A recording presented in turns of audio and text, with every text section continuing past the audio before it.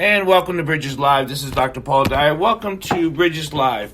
And we have Mr. Rudy Williams here that we're going to be talking about sickle cell. This is an important conversation that I love to have, going to have. We have some other people that may be coming in and out.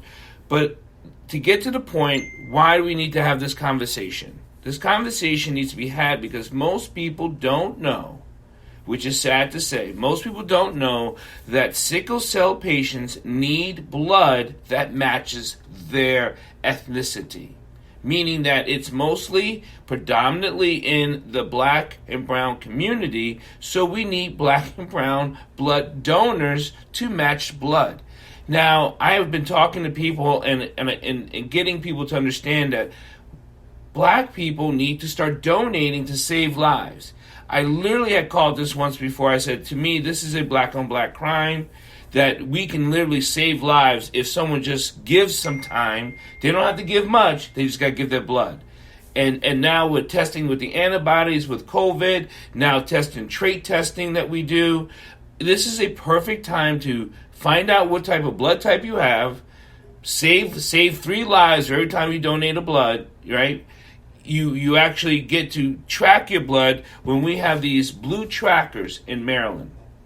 And these blue trackers allow you to tag your blood to make sure it goes to an African-American sickle cell patient.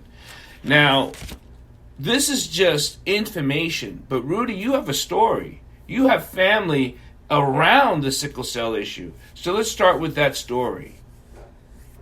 Well, I'll try to be as concise as possible. I shared with you earlier, Dr. Dyer, I actually grew up right next to a sickle cell patient back in the projects in New Haven in the 50s. And I saw firsthand pretty much the excruciating pain that pretty much develops out of this disease. And the sad part about it is there were no therapies back then. It was basically, let the crisis pass by.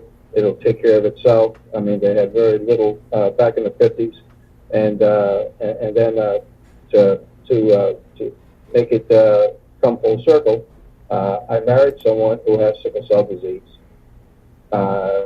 She has SS, and she has been a real warrior. She's lived on this earth so far for 68 years.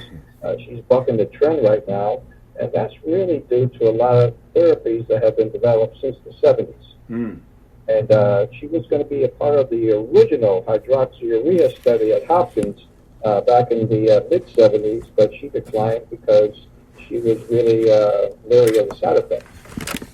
However, with that being said, our daughter, who was born in the early 70s, has sickle cell thalassemia. I have thalassemia trait. And so we've actually been really involved in the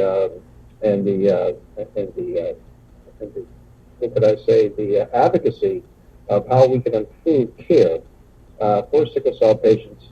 And when we moved here to Maryland 11 years ago, we pretty much got involved with the local organization like we did back in Connecticut. And we decided 3 years ago that we would make sickle cell patient care our priority. The golf tournaments were great. We raised a lot of money.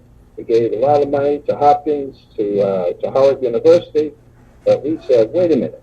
Right. Patients need more of a focus right now. Right. So that's what we've decided to do, and actually our membership has gone up. For the 3 people, from about 6 people that were involved with the association, we have over 70 members today. And that was all due to the fact that we focused on some really poignant issues in the hospitals right now, and that is, how do we improve care? In patient care for sickle cell patients, it's horrible. It's horrible. It is. Yes, it is. And with the pandemic, Dr. Dyer, it's gotten worse. Protocols that we have put in place, and some of the community hospitals that we're involved in, they have just collapsed. Even in our better institutions where they had protocols put in place. they have collapsed. It's almost like now we have to start all over again, post-pandemic, and how are we going to do that? And that's what our job is as catalysts, okay, with the Sickle Cell Association of Hartford, Cecil, and the Eastern Shore. And we just took on the Eastern Shore last year, Dr. Dyer, in the midst of the pandemic. Wow. For what reason? Because the Eastern Shore does not have a practicing sickle cell hematologist on the shore. So those patients, and we only know of 4 with our organization, they go to D.C., they go to Baltimore for their care. If you know about the map of the Eastern Shore, I do. It's a 3-hour drive one way to get care. That is unacceptable, Dr. Dyer. You know, I don't. You know, I'm happy to be on the board of the Red Cross, and I'm happy we're taking this fight up to have this sickle cell initiative drive. But it's just like we have to literally create this awareness, education piece for even black people just to donate blood. I mean, it's to me, it takes my breath away that there's a lot of people that still don't understand that we need your blood specifically to help patients specifically. And we just, this is the facts. African Americans donate the least. That's very true. It's been that way in our experiences in the Northeast, and it's been our experiences down here below the Mason-Dixon line. We just don't come out and give blood. And I think, Dr. Dyer, it goes back to way back in our history. I agree. Pretty much being very skeptical about hospitals and care, and I get it. Yeah. The thing about it is, though, trying to get folks to understand why is it so important, okay, to match those antibodies, to match those antigens, okay, in the blood, okay, to help our patients. And I would have to say right now, Miosha pretty much did a fabulous presentation to our Hartford County Caucus of African American Leaders in Hartford County a few months ago, along with Mandy David, who's with the Sickle Cell Center at Johns Hopkins. They did a fabulous piece on why it's so important. And if we can get that piece, get folks to grab that and see how important it is, then we can move it to bone marrow donation, Dr. Which is right now is so critical for sickle cell patients as they undergo some of these therapies to hopefully find a cure for the disease, such as gene editing and bone marrow transplants, etc. So we just have to continue to tell the story. And I'm so glad that the Red Cross has partnered with a lot of CBOs, community-based organizations, to come together in this effort. You know, we're going to make this effort a national campaign. I know it. Miosha Hudson has just been an amazing person to work with at the Red Cross. I mean, the way she just really puts things together for all of us to really put this going forward, she's been instrumental of turning this into a great national program.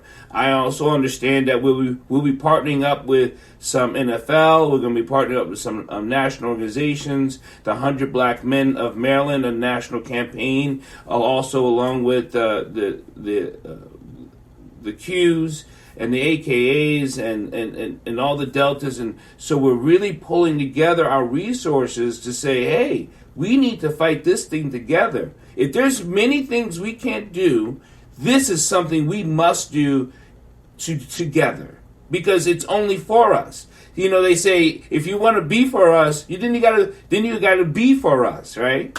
Okay, that's exactly right. And we couldn't have a better ally, okay, than the Red Cross, because that's our link to all of this. Right. There isn't now, even though Dr. Dyer, there are other organizations that pretty much serve other parts of Maryland. Delmarva, for an example, okay, because they serve pretty much the Delaware and the Eastern Shore. We've been attempting to speak with them as far as having blood drives on the Eastern Shore. They don't do blue tagging, okay, and that's what we really need to get that changed, okay, even though they're away from a lot of folks, but we know that there are sickle cell patients on the Eastern Shore that we know they're there. We're just got to try to find them. And, of course, we don't have a registry. Sickle cell disease. We needed a registry. They not have a registry. We're working on that right now. They have it in the state of California. Right. That's they're able to get the $12.5 million for infusion centers in the state of California. They're the first state to pretty much have a target for. They pretty much identify the areas in California, and that's where the legislature in California granted the money, and so they're being involved with the infusion. However, Georgia, I understand, is next. I heard that too. And I believe New York is there too, and I believe Maryland hopefully will get on board. Hopefully in 2022. I'm hopeful of that. With all the hope that we have and all the things that we're working on doing, and you've been doing it for a lot more years than me. I had the sickle cell trait. So, and I got malaria when I was in the service because I have the trait, which is odd because sickle cell is supposed to stop us from getting malaria.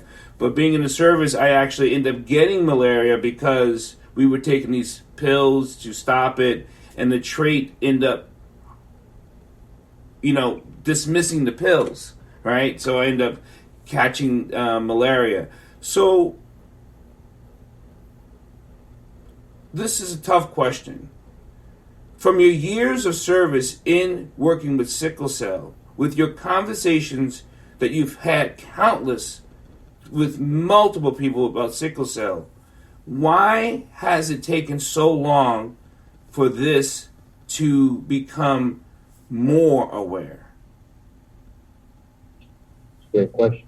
And the only thing I can tell you, Dr. Dyer, from experience, when it comes to these teaching hospitals, let's face it, we grew up. My wife and I grew up around Yale New Haven Hospital. That's a teaching hospital.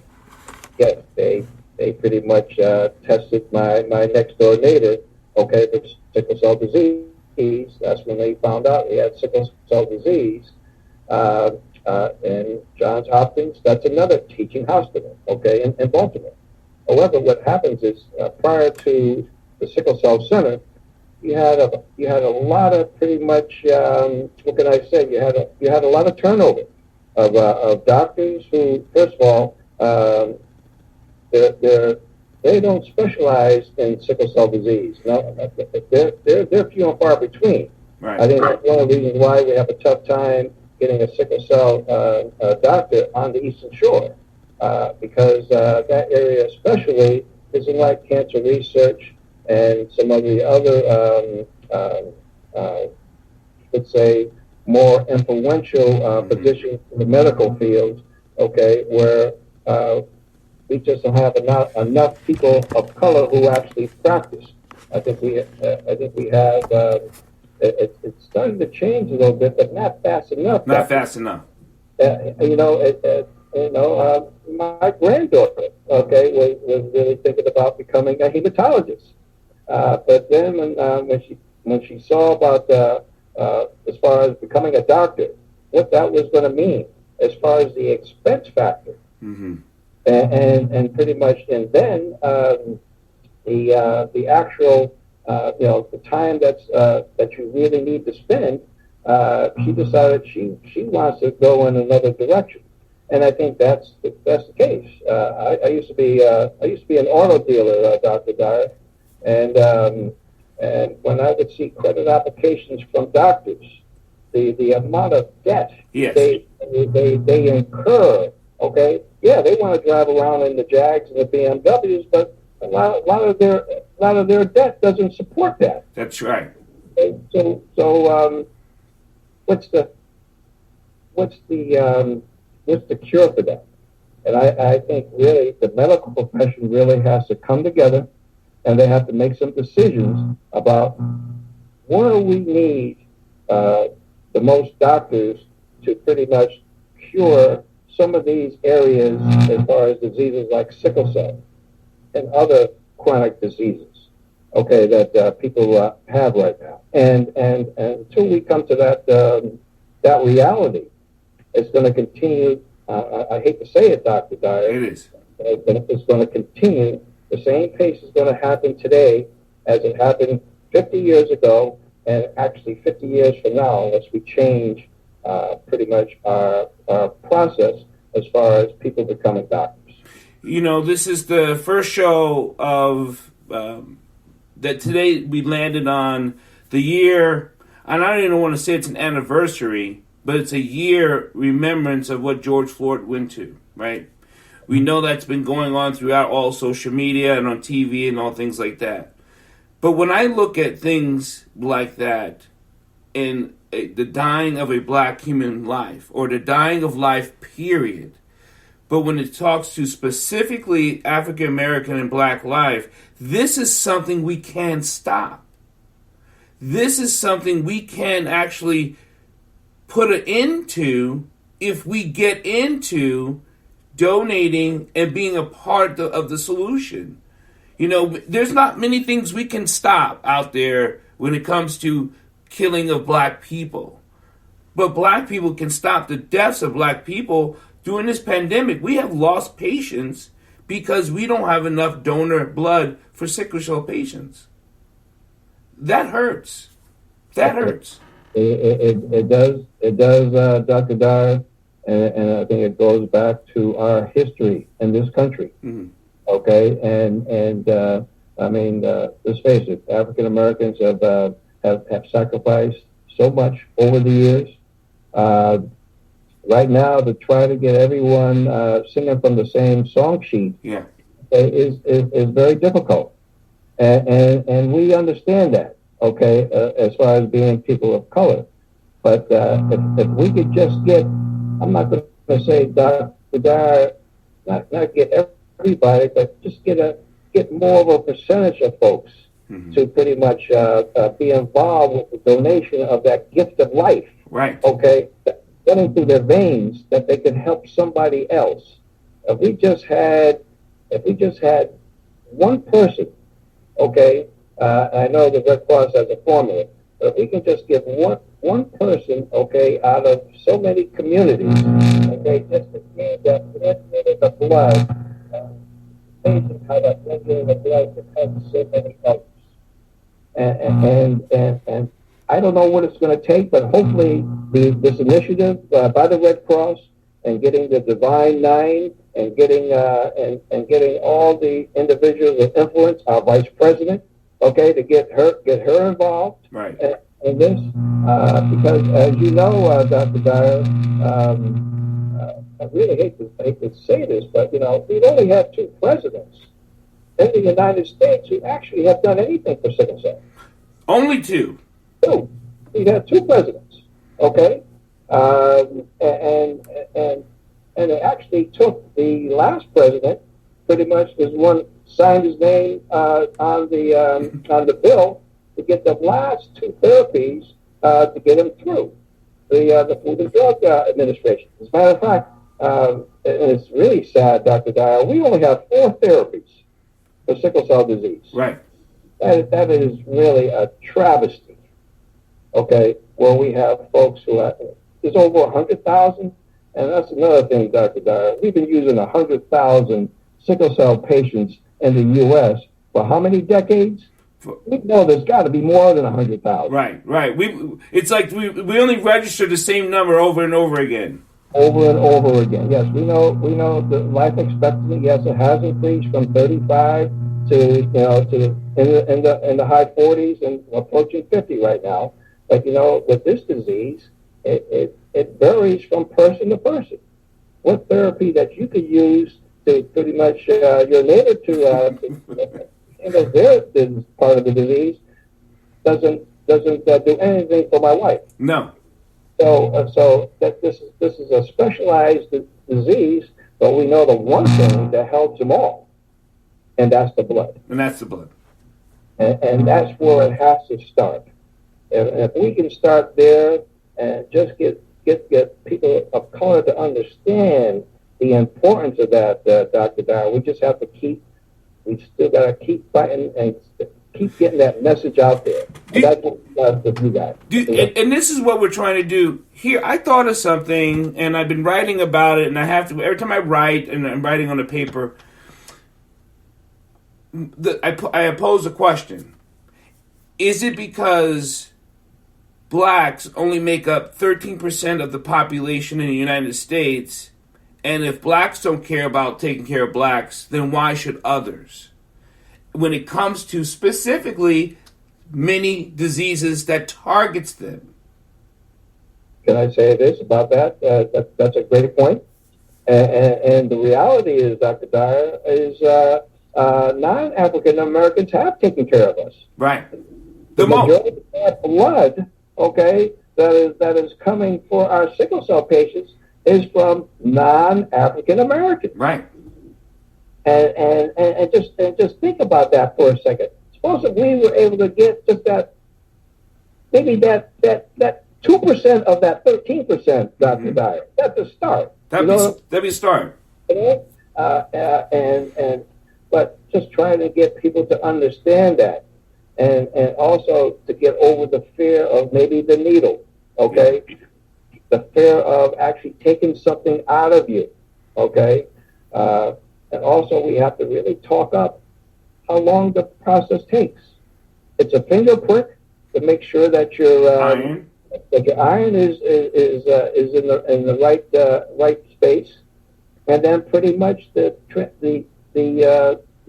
process itself takes 20 minutes to a half an hour at most. Yes, at most times. So it's a very short period of time, and the way the folks at the Red Cross know how to find those veins, I'm telling you, when I go in, if I play tennis or play an activity the day before or the morning of a blood transfusion and drink my fluids before I eat, pretty much after I play, it seems that the blood flows out of my body faster. It does. I had a blood I gave blood. It took almost less than 15 minutes. Okay, for that one unit. I got to challenge you to a tennis game. You know that. I love it. We'll have to get together and do it. This is a great part of the country to play the sport. You see my hero in the background on my wall. I see that right back there. I had a chance to meet him, and he was a big proponent, okay, of sickle cell when he lived in Westchester County, and he's done a lot, and I can only say that we just need to continue to have everybody tell the story, and I like your numbers. The 13%, if we can get just a percentage of that to start, I think we can get this fight going where we can get folks to get on the bandwagon and get blood. You can't put it any better than that. We're going to have more conversations. Like I said, the different doctors we had that was coming on the show to join us to talk about this, we'll have them back again. We're also busy. But more importantly, please understand that you can save a life by getting involved. If you need information, contact me, inbox me. If you need any other more information, just look it up. I'm sure you Google all types of stuff for your Netflix movies. This is just as easy to do that. I know for people living in Maryland, we're having a blood drive opening up on June 18th here in Columbia. We're having a couple of drives throughout the summer. But more importantly, look for your closest nationally, look for your closest blood donation center, and go deliver some blood. We need it. We're dangerously low. We're so low across the country on all blood, not just African American blood, but all blood completely. because of the pandemic. So come in, save lives, give, and you will save a life. That I promise you. Okay. And if I can plug one other thing, Dr. Dyer. Absolutely. We're having our second blood drive here in Harford County, Maryland, at the Boys and Girls Club in Aberdeen, on Bel Air Road in Aberdeen, on Friday, June 11th, from 9 to 2 p.m. Please come out by just going to redcrossblood.org and just look for the blood donation site, or call 800 Red Cross, and you can actually do everything over the phone to make your appointment, okay, for the blood drive. And that's the other thing that the Red Cross has done. They've partnered with the youth. Yes. Right now, it's so important for our youth to know their blood history. Mm-hmm. Because, as you know, sickle cell is one of the few chronic diseases that can be pretty much not eliminated, but it can be lessened through education. Yes. And then the folks, once they know their blood history, they got some decisions to make. I had to make the same kind of decisions when our daughter was born, having a thalassemia trait, and my wife having sickle cell disease. But that was my wife's primary decision to pretty much go ahead, despite the doctors, at the hospital wanting her to abort because wow. the baby was going to have the disease. So that's a testimony pretty much to those are decisions you have to make, but you can make better decisions when you have the facts. And this is what we're trying to help with our young people to know the facts. Here in Maryland, we have a lot of transients coming in because of the military. Right. Some of these babies have been born outside of the U.S. Where they weren't tested. Some of them have been born here in other states. Some of them don't even remember sometimes what that test was when they were born. So we're trying to right now to get our youth who can donate blood, 16 years of age or older, with parental consent. Every bit of blood that's donated is going to be tested for sickle cell trait. Going forward. And we have another issue on the books right now, Dr. Dyer, and that is in the state of Maryland, you cannot test for sickle cell trait and sickle cell disease at health fairs. You can test for AIDS, at a health fair, but you can't test for sickle cell trait. The state has it backwards. I know. The nomenclature of the law has to be changed. We actually have our delegate here in Harford County is on a campaign to get that nomenclature changed in Copeland. And again, it's, as far as I know, it's the only state, Dr. Dyer, that has that pretty much designation. It does, as far as I know, too. Yes, and that's another travesty. But in any event, we're going to get that changed soon. We got enough good people working on that, and we're just going to have to keep going forward so we can help our youth. And then we're matching. Our association is matching every dollar that goes to the youth organizations that the Red Cross is a part of, and these blood drives. We're matching funds with those youth organizations so they can have the funding. Because of the pandemic, they haven't had funding. So we're going to help them with that, and that's one of our initiatives right now in Harford, Cecil, and even the Eastern Shore. Even though the Red Cross isn't involved much with the Red Cross, we're still going to help those youth organizations. Well, maybe we can fix that situation. Maybe we can get more connected that way. Bring everyone really, because I think we're running wheels in too many spaces. We need to put the wagon together so we can pull all the way through with this wagon train. Absolutely, absolutely. And I would have to say this is a start. It is. Hopefully, with this podcast, maybe the stage could be even expanded. From this podcast.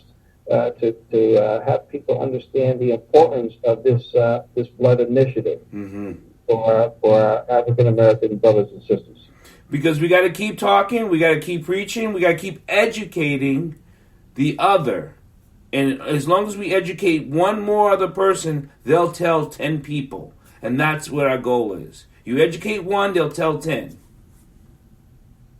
Well, we'll take that ratio anytime, Dr. Dyer. That's going to move the needle in the right direction.